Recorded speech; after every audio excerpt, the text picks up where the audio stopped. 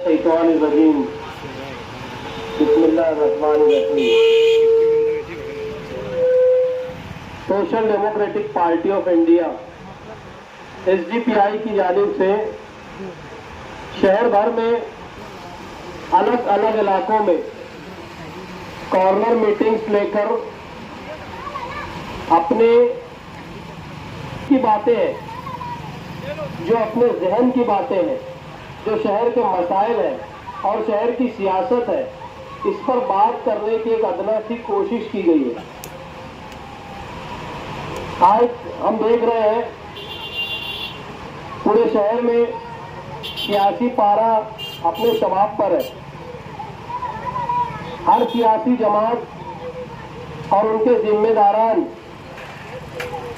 जगह जगह पर शहर के अलग अलग इलाकों में अपने स्टेज लगाकर एक दूसरे की जातियात पर बात कर रहे हैं। अलग अलग जगहों पर अलग अलग तरह से एक दूसरे की मुखालफत में नाज़िबा कलमात अपनी ज़बानों से अदा कर रहे हैं। कोई आलिम हो या जाहिल हो, सभी की ज़ुबानों पर मैं समझता हूँ जहालत तारी हो चुकी है। गुज़िश्ता दिनों हमने देखा कि सलाम चाचा रोड पर एक मीटिंग के अंदर शहर के MLA ने नाज़िबा कलमात कहे और एक ऐसी बात कही जो बिल्कुल आवाम के दरमियान में कहने लायक नहीं है। SDPI पार्टी की तरफ से हम इसकी मजम्मत करते हैं। शहर के माजी MLA ने भी खैबान निसार चौक में अपने सियासी मुखालिफिन पर नाजेबा बातें की, हम उसकी भी मजम्मत करते हैं। आज हम देखें पूरे शहर के हालात हमारे सामने है। हमारा शहर खड्डों की वजह से फेमस हो चुका है, मशहूर हो चुका है। हमारा अपना शहर कचरों की वजह से मशहूर हो चुका है। मैं बता दूं कि हमारा अपना मालेगांव शहर मस्जिदों, मीनारों और मदारिस और उलमा का शहर है। मैं बिल्कुल ये बात कहने से पीछे नहीं हटूंगा कि हमारा अपना मालेगांव शहर दीनी दर्शगाहों का या दीन का या दीनी उलमा का, हुफ्फाज का, मुफ्तियान का, पूरे मुल्क में अगर मैं कहूं कि मालेगांव सेंटर है तो ये बात गलत नहीं होगी। आज देखें एक ऐसे सेंटर का हाल, मैं अगर इसी इलाके की बात करूं तो मैं कुछ देर पहले मिल्लत मदरसे के पास से गुजर रहा था। यहां आने से पहले न जाने किस जमाने से वहां का रोड का काम शुरू है, कब खत्म होगा तो इसकी कोई लिमिट नहीं है, इसकी कोई डेडलाइन नहीं है। नदी के उस पार भी काम हो रहे हैं और होते रहते हैं, मगर कब शुरू होता है कब खत्म होता है हमको समझ में नहीं आता। मतलब इतनी स्पीड से काम होता है। मालेगांव शहर के अंदर काम के नाम पर सिर्फ सड़कों को खोदा जा रहा है। अंडरग्राउंड गटर के नाम पर पूरे शहर को खंडर में तब्दील कर दिया गया। खोदने की वजह से पूरे शहर में धूल धूल है, सिर्फ धूल दिखाई दे रही है सब तरफ। जो दमा के और सांस के पेशेंट है उनसे जाके पूछिए उनके दिल का हाल क्या गुजर रही है उनके ऊपर। कोई बोलने वाला नहीं है। सियासत के नाम पर मालेगांव शहर में कपिल शर्मा शो शुरू है। एक कॉमेडी सर्कस चलाया जा रहा है। तू मेरी जातियात पे बोल, मैं तेरी जातियात पे बोलूंगा। असल मुद्दों से शहर को भटका दिया गया है।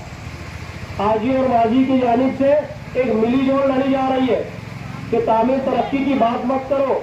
अगर हम एक दूसरे के कामों पर बात करेंगे तो दूसरी सियासी पार्टियों को बोलने का मौका मिल जाएगा। ऐसे हालात इस शहर के जानबूझकर बनाए जा रहे हैं ताकि कोई तामीर और तरक्की की बात ना करे। आज जगह जगह जलसे लेकर दोनों पार्टियों की तरफ से नारे लगाए जा रहे हैं, तेरा मेरा रिश्ता क्या, और नौजवानों से तालियां बजवाई जा रही है। नौजवानों के लिए school, college, medical college, dental college, law college, ये खेल के ग्राउंड, इस ताल्लुक से कोई प्रोग्राम दोनों तीनों के पास नहीं है।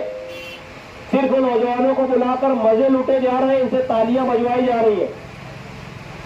दोनों पार्टियां मिलकर दादा भूसे को फिरका परस्त कहती है। मैं बता दूं दोनों ने दादा भूसे के साथ में सत्ता के मजे लूटे हैं। नौजवानों के दरमियान में आकर उस नदी के उस पार के एमएलए को फिरका परस्त कहा जाता है, यकीनन वो फिरका परस्त है। मगर आपने जब 20-20 साल उनके साथ में मिलकर सत्ता चलाई तो क्या आप फिरका परस्त नहीं हुए या फिरका परस्त के साथीदार नहीं हुए? मेरा सवाल है इनसे। 20-20 साल तक सत्ता के मजे लूटने के बाद अगर कोई सियासी लीडर आके आप लोगों के दरमियान में आउटर के एमएलए को फिरका परस्त कहे और अपने आप को पारसा साबित करने की कोशिश करे तो यकीनन वो आपको बेवकूफ बना रहा है। आपके अपने इलाके का हाल देख लीजिए। मैं जहां खड़ा हूं मेरे पीछे कचरों का अंबार है, कोई बोलने वाला है या नहीं है? आज शहर में आप लोगों को शायद पता होगा कोणार्क कंपनी ने कचरे का ठेका लिया है। ये कचरे का ठेका माजी में सालाना 8 करोड़ रुपए के एवज में दिया गया था। अभी कितना पैसा दिया जा रहा है आप लोगों को शायद नहीं पता है, मैं बताना चाहूंगा। 1 साल का 24 करोड़ रुपया हम लोग कचरा उठाने वाली कंपनी यानी कोणार्क लिमिटेड कंपनी को दे रहे हैं। और शहर का हाल मैं समझता हूं पहले से ज्यादा बद से बदतर हो चुका है। कचरे के ठेके में, अंडरग्राउंड के ठेके में, सड़कों के ठेके में, हर तरह के ठेकों में तमाम सियासी पार्टियां या उनके लीडरान एक हम्माम में नंगे हैं, नंगे। आपके असल मसाइल पर बात करना जैसे ये चाहते ही नहीं। कौन बात करेगा? कौन इनसे हिसाब मांगेगा? वो कहते हैं इलेक्शन यौमुल हिसाब होता है। कौन इनसे हिसाब लेगा जरा बताइए आप। शहर में हम लोग पिछले 3 साल से काम कर रहे हैं एसडीपीआई के नाम से। हमने अलग अलग मामला पे हमारी जितनी ताकत, जितनी हैसियत, जितनी औकात थी हमारी, हमने अपनी औकात की, अपनी बसात के बिना पर हर मामला पे आवाज उठाने की कोशिश की। आप देखें ईदगाह पे उस नौजवान ने फिलिस्तीन का झंडा लहराया था। उस वक्त ये ला इलाहा इल्लल्लाह का नारा लगाने वाले ये कहते थे कि फला शख्स से हमारा कोई ताल्लुक नहीं है। जब कहा गया था इनका करने वाला नारा, जब कहा गया था तेरा मेरा रिश्ता वाला नारा, क्यों? तब वो ईमान वाला नहीं था या आप ईमान वाले नहीं थे? बताइए जरा। आपको बता दो कि उस नौजवान को जेल से या पुलिस स्टेशन से छुड़ा कर लाने का काम social democratic party of India यानी हम लोगों ने किया था। मैं आपको ये बता दूं कि फिलिस्तीन का झंडा अपने मुल्क में लहराना कोई गुने का काम नहीं है।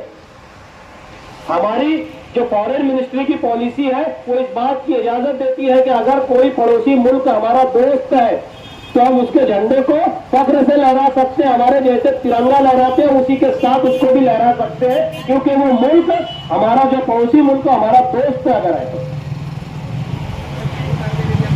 उस नौजवान को घंटों जेल में लॉकअप में बैठा कर रखा गया, पुलिस स्टेशन में डिटेन किया गया। हम लोगों ने छुड़ा के लाया, उसका रुमाल जमा हो गया था, हमने उस रुमाल तक को पुलिस डिपार्टमेंट के ताबे में से वापस दिलाकर उस नौजवान के हाथ में दिया। ईदगाह पर जॉगिंग ट्रैक का मामला आया, तमाम सियासी लीडरान ने मुंह पर ताला लगा लिया। वो क्यों ताला लगा लिया मैं बताता हूं। आउटर के एमएलए के जरिए ईदगाह के ऊपर जॉगिंग ट्रैक बनाने का जो गंदा काम, मैं गंदा काम कहूंगा इसे, मैं इसे ईदगाह की तरफ बढ़ता हुआ एक कातिलाना हमला कहूंगा इसको।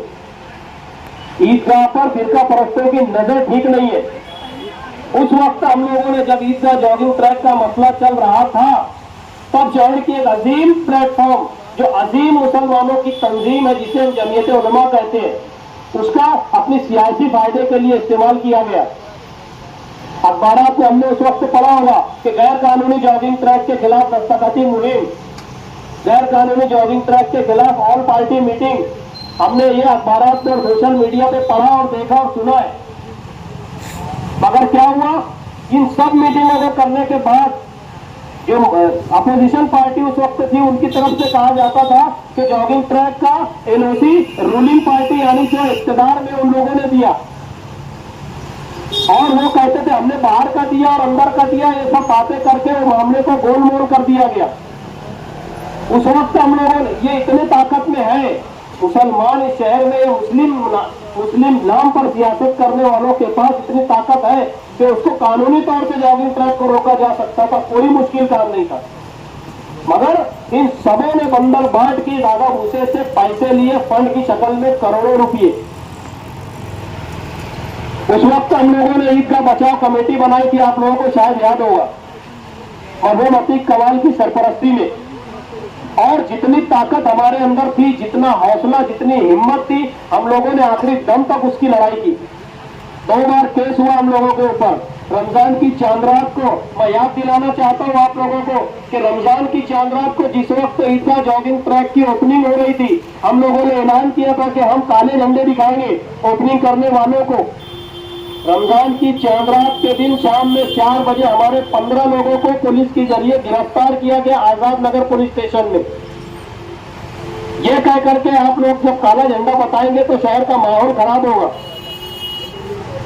रमजान की चांद रात को हम लोग हमारे 15 लोग डिटेन थे आजाद नगर पुलिस स्टेशन में। किस लिए? ताकि गैर कानूनी जॉगिंग ट्रैक पर रोक लगाई जाए। हमने धरना दिया। मैं आपको बताऊं, 12 नवंबर के ताल्लुक से जब शहर में हालात बिगड़े और पुलिस की तरफ से जब कार्रवाई हुई और अनेक लोगों को जेल की सलाखों के पीछे डाला गया, गलत इल्जाम लगा करके ये दंगा फसाद फैला रहे हैं, पत्थरबाजी कर रहे हैं। शहर के एमएलए कहते हैं पत्थर वहां थे नहीं, वहां लाए गए थे। मैं बता दूं कि उस मामले में भी एसडीपीआई ने ही नुमाइंदगी की थी। हम लोगों ने सुप्रीम कोर्ट और हाई कोर्ट के वकीला की टीम मालेगांव में बुलाकर एक फैक्ट फाइंडिंग कमेटी बनाकर उन सारे मामला को उनके सुपुर्द किया था और एक सच्चाई जानने वाली टीम बनाई थी। उस टीम ने पूरा सर्वे किया, हम लोगों ने उनकी नुमाइंदगी की और उन लोगों ने मुंबई में जाकर मुंबई प्रेस क्लब में जो महाराष्ट्र की high court, Mumbai high court के रिटायर्ड जस्टिस कोल्फे पाटिल की सरबराही में प्रेस कॉन्फ्रेंस ली और शहर के तमाम मामलों को दुनिया के सामने उजागर किया कि किस तरह से यहाँ पर जुल्म हुआ। डिपार्टमेंट की तरफ से बड़े बड़े लीडर, बड़े बड़े कायदों सालार, नस्ल नौ, शेर, चीते और पता नहीं क्या क्या सब है इस शहर में। मगर जब आपकी हकीकी नुमाइंदगी करने का वक्त आता है तो पता नहीं किस बिल में छुप जाते हैं। मैं आपको बता दूं कि गुज़िश्ता दिनों सताने का मामला आया, एक बुजुर्ग को रोका गया ये कहकर कि आप इस इलाके में धंधा व्यापार नहीं कर सकते। मैं आपको बड़ी जिम्मेदारी से बता रहा हूं कि उन बुजुर्गों को हम लोगों ने जाकर उनकी नुमाइंदगी की। 2 बार हम लोग सताना गए और जो खेड़े पारों पर या देहातों में जो लोग धंधा व्यापार करते हैं, हम लोगों ने इनकी वहां मीटिंग ली, इनके घर तक पहुंचकर वहां से सारे हालात को समझने के बाद हमने जिला कलेक्टर और जिला एसपी को मेमोरेंडम दिया और उनसे मीटिंग की। हमने कहा यह बंद होना चाहिए, फिरका परस्ती का जहर खेड़े पारों पे घोला जा रहा है, मुस्लिम समाज को टारगेट किया जा रहा है, मुसलमानों को बदनाम किया जा रहा है। ये कहकर रोका जा रहा है कि आप लोग सीए एनआरसी और रामगिरी महाराज का धरना देते हो, आप लोगों को हमारे गांव में आने की कोई जरूरत नहीं है। यकीन जानिए आप लोग, हम लोगों ने नुमाइंदगी की और 4 दिन पहले हमारे उम्मीदवार यानी अब्दुल्ला इंजीनियर को फोन आता है उन बुजुर्ग का कि आप लोगों की नुमाइंदगी की वजह से अब हम लोगों को देहातों में कोई नहीं रोक रहा है। तब कहां से है आमदार साहब? लगभग 200 धंधा करने वाले ऐसे हैं जिन लोगों ने हम लोगों को फोन करके शुक्रिया अदा किया और ये कहा कि आप लोगों ने असल नुमाइंदगी की है। आप देखिए गुज़िश्ता दिनों रेल के अंदर जो 40 गांव धुलिया से निकली थी और मुंबई जा रही थी, एक 70-75 साल के बुजुर्ग को पीटा गया ट्रेन के अंदर, ये इल्जाम लगाकर के उसके पास जो सामान है उसके अंदर गाय का गोश्त है। आप यकीन जानिए उन बुजुर्ग की भी नुमाइंदगी हम लोगों ने मालेगांव में बैठकर की। बुजुर्ग के बेटे का नंबर हम लोगों ने हमारी बंबई की टीम को दिया। बंबई की एसडीपीआई की टीम ने वहां पर हाईकोर्ट के वकीला को लेकर पहुंची और उन बुजुर्ग की नुमाइंदगी करते हुए रेलवे पुलिस के कमिश्नर को उनके ऑफिस में ले जाकर के एफआईआर दर्ज करवाने का काम हम लोगों ने किया। एफआईआर दर्ज होने के बाद 3 लड़कों को उसी दिन अरेस्ट कर लिया गया। दूसरे दिन हल्के गुनाह दाखिल होने या एफआईआर में हल्की कलम लगाने की वजह से कोर्ट ने उनको 15-15 हजार रुपये लेकर जमानत दे दी। हमारे वकीला ने वापस कोर्ट में रुजू होकर अर्जी दी कि ये कलम भी लगाई जाए। मैं बड़े फख्र और बड़ी खुशी से कहता हूं कि दूसरे ही दिन हाईकोर्ट के ऑर्डर पर उन लड़कों को फिर से लाकर अरेस्ट किया गया और जेल की सलाखों में डाला गया। आप बताइए कि वो जो ट्रेन थी, वो जो लड़के थे वो कहाँ जा रहे थे? शायद आपको नहीं पता, वो बंबई जा रहे थे पुलिस भर्ती के लिए। पुलिस का इम्तिहान देने के लिए जा रहे थे, मुस्तकबिल में वो पुलिस डिपार्टमेंट में पुलिस अफसर बनना चाह रहे थे। बताइए, ऐसी सोच रखने वाले लड़के कल को अगर पुलिस डिपार्टमेंट में भर्ती हो जाते हैं या हो जाते, तो वो हमारी आने वाली नस्लों के लिए, जो मासूम बच्चे खड़े हैं उनके मुस्तकबिल के लिए वो क्या करते? क्या है हमारा मुस्तकबिल बच्चों का? यकीनन वो फिरका परस्ती से ही काम लेते। ये है social democratic party of India के काम। मैं आपको बताऊं कि गुज़िश्ता दिनों जामे मस्जिद के पास एक बोर्ड लगाया गया, किला पुलिस स्टेशन से महज 15 कदम की दूरी पर।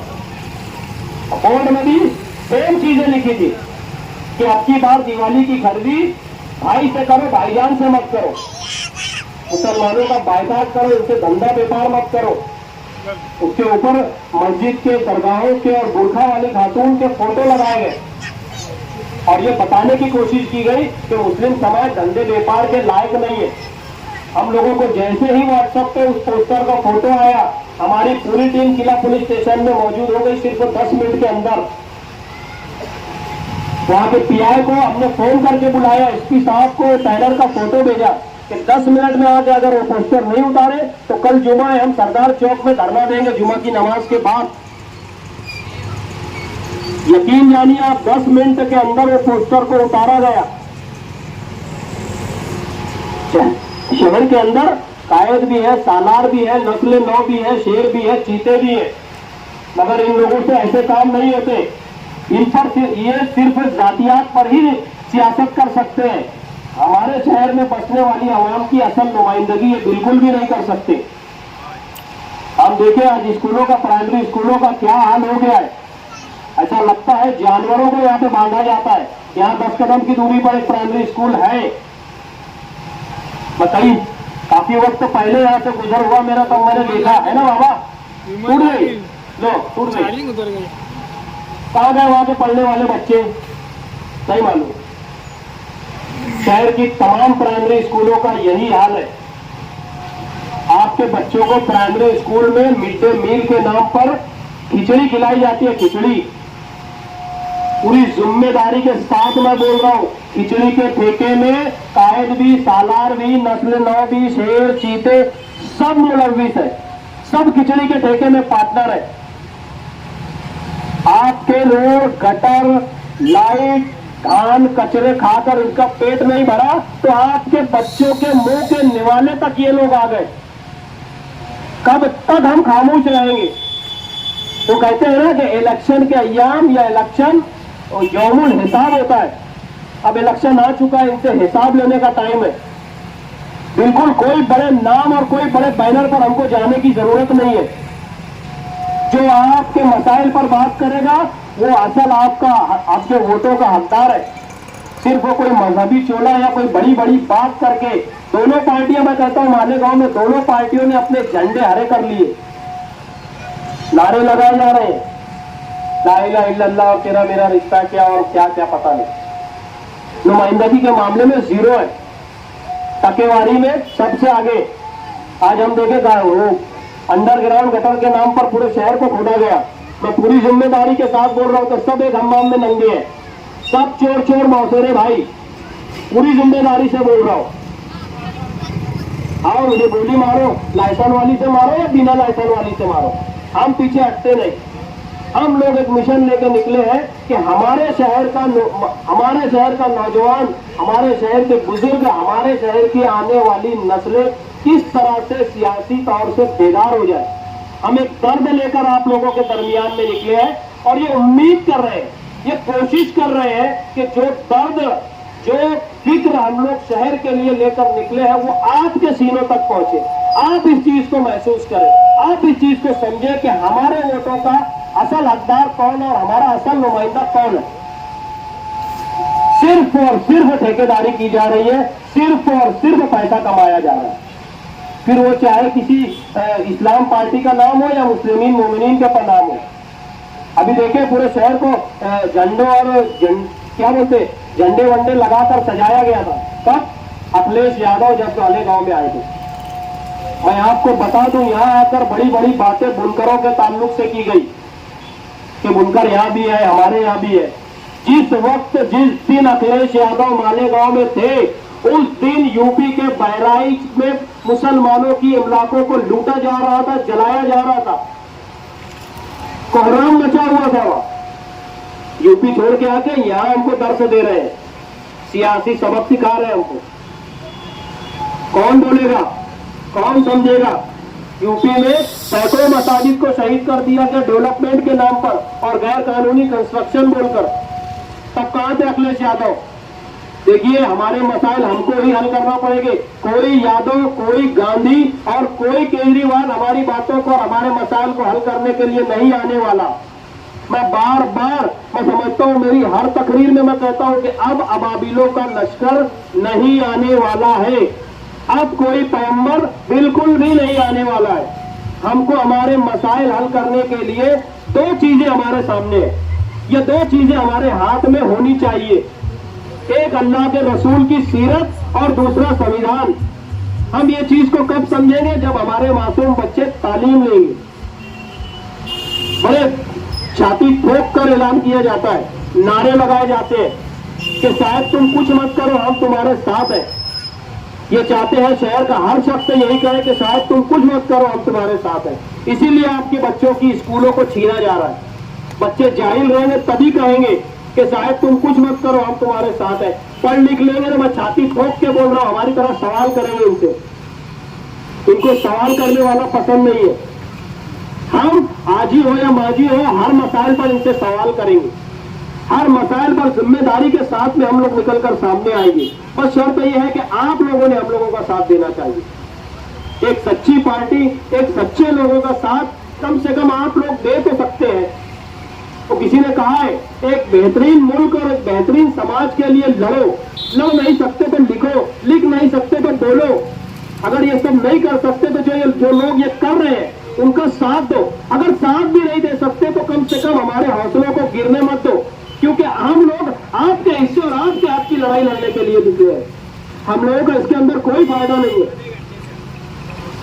यकीन जानिए आप लोग, social democratic party of India मुल्क के 18 रियासतों में काम कर रही है। 1000 से ज्यादा हमारे अवामी नुमाइंदे अवाम की खिदमत कर रहे हैं। हर धर्म, हर समाज के लोग इसमें खिदमत कर रहे हैं।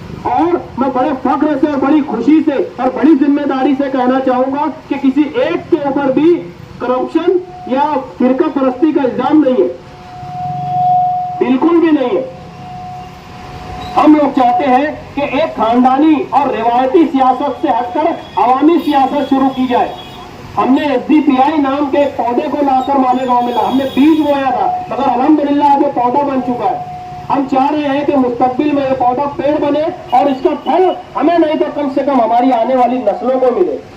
इसी उम्मीद के साथ हम लोग आप लोगों के दरमियान में आए। इलेक्शनी अय्याम है, लोग करोड़ों और कई 100 करोड़ के काम बता रहे हैं। उनकी बातों में आने की कोई जरूरत नहीं है।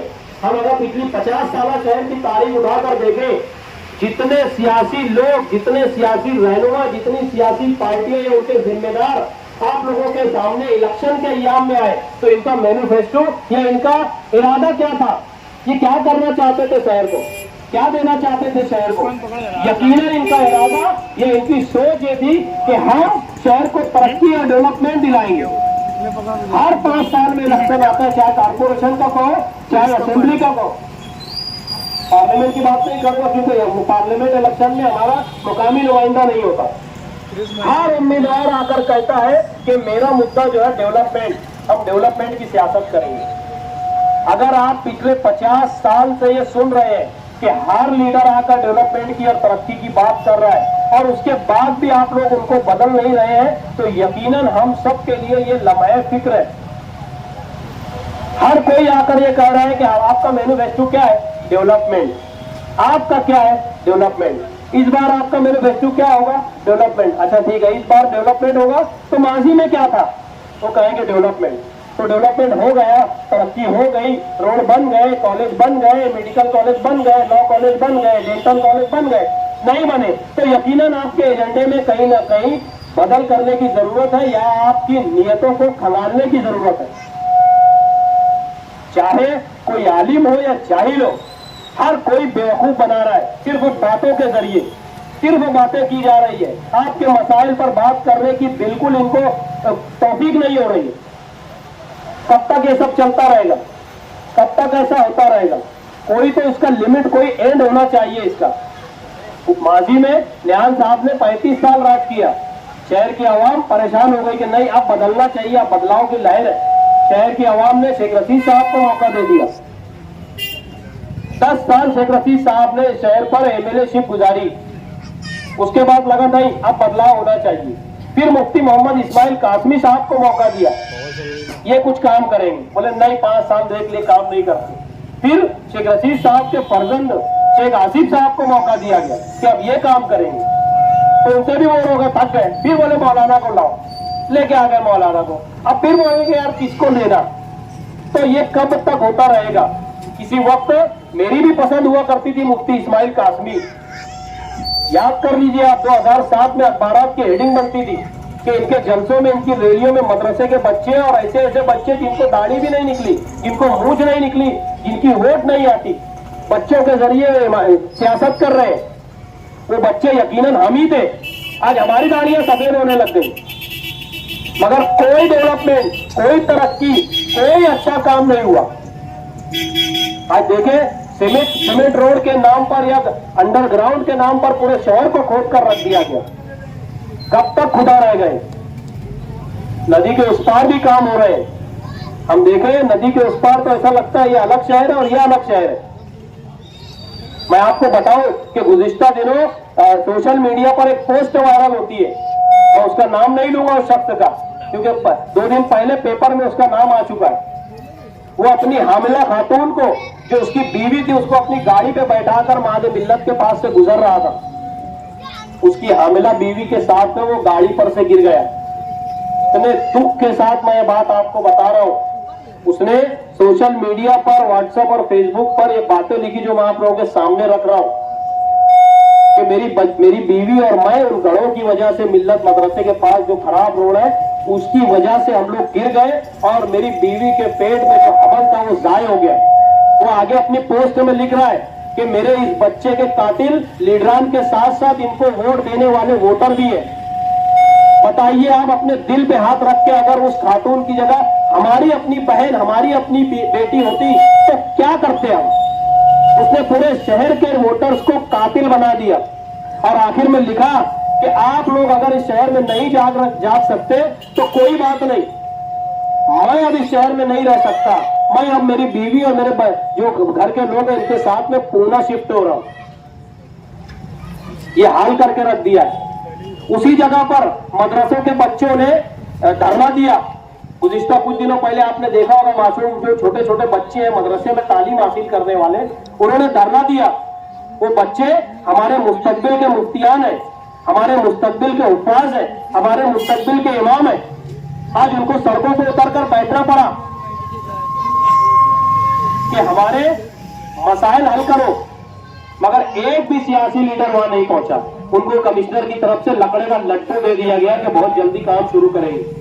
इलेक्शन आ गया, पूरा शहर इलेक्शन में लग गया इनके खट्टे घराने सुनने। कौन इनकी नुमाइंदगी करेगा?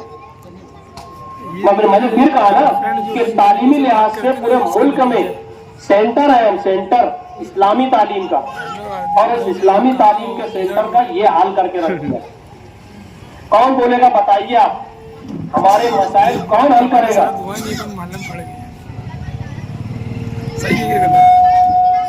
गलत। मैं कर रहा था ना, बोलने बैठूं तो लगभग 1 घंटा और बोल सकता हूँ, इतने मसाइल है।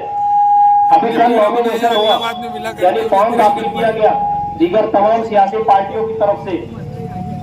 पेपर में, अखबारात में, यूट्यूब पर हमने पढ़ा, उसकी रैली में इतने 1000 लोग, उसकी रैली में इतने 1000 लोग। धूप के अंदर 2-2, 3-3, 100 रुपये देकर इनको लेकर जाया गया नॉमिनेशन के नाम पर, हुड़दंग मचाते हुए। शक्ति प्रदर्शन, क्या नाम दे रहे हैं उसको, शक्ति का प्रदर्शन किया हम लोगों ने भी नॉमिनेशन किया। यकीन जानिए आप लोग, हम लोग सिर्फ 5 लोग गए नॉमिनेशन फॉर्म दाखिल कर दिया, क्योंकि 5 से ज्यादा अंदर अलाउड ही नहीं है। नहीं जा सकते 5 से ज्यादा लोग अंदर, वहां वो आमदार हो के, खासदार हो के, कोई भी हो। 5 मतलब 5, मगर शक्ति प्रदर्शन के नाम पर बाहिजाब औरतों को सड़कों पर उतारा गया। मैं आपसे आजिजाना दरख्वास्त कर रहा हूं, देखिए किसी भी कौम का मुस्तकबिल उसके नौजवानों पर डिपेंड होता है। आज नौजवान आपके दरवाजे पर आए हैं, आपके दिलों पर दस्तक दे रहे हैं ताकि आपका सियासी शऊर बेदार हो सके। हर कौम का मुस्तकबिल उसका नौजवान होता है। आज इस शहर के कुछ नौजवान एक दर्द लेकर निकले और हम चंद मुट्ठी भर लोग हैं, चंद मुट्ठी भर लोग, मैं कहता हूं हम चंद गरीब मुट्ठी भर लोग आप लोगों के दरमियान में आए।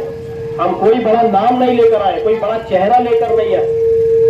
हमारे पास कोई बड़ा नाम और कोई चेहरा नहीं है, ना बहुत ज्यादा पैसा है, बस एक दर्द है लेकर आए हैं कि हमारा मुस्तकबिल, हमारी नस्लों का मुस्तकबिल किस तरीके से बेहतर हो सके, इस पर हम लोग काम कर रहे हैं। यकीनन कुछ वक्त लगेगा, अचानक से कुछ नहीं होता।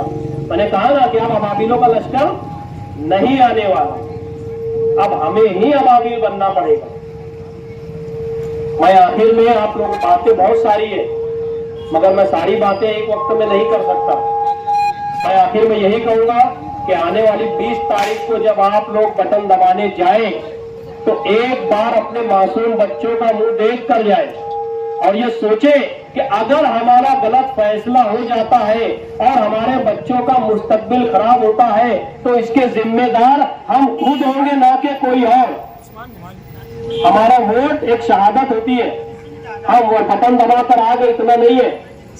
अगर हम किसी अच्छे को वोट देते हैं, वो कोई अच्छा काम करता है तो यकीनन हम उसके अच्छे कामों के हिस्सेदार होते हैं, और अगर वो कोई गलत काम करता है तो यकीन जानिए हम उसके गलत काम के भी भागीदार बनते हैं।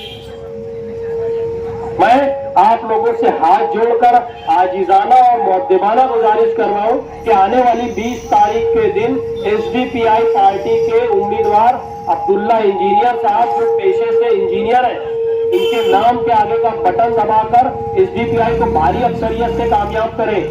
हमने या हमारी पार्टी के जो आला सतह के जिम्मेदार हैं, बड़ी सोच समझकर ये फैसला लिया है कि मालेगांव में सबसे ज्यादा हालात खराब इंफ्रास्ट्रक्चर के, यानी जो डेवलपमेंट के हैं, रोड के हैं, रास्तों के, स्कूलों के, तो ऐसे मामलात में एक बेहतर नुमाइंदगी एक इंजीनियर ही कर सकता है।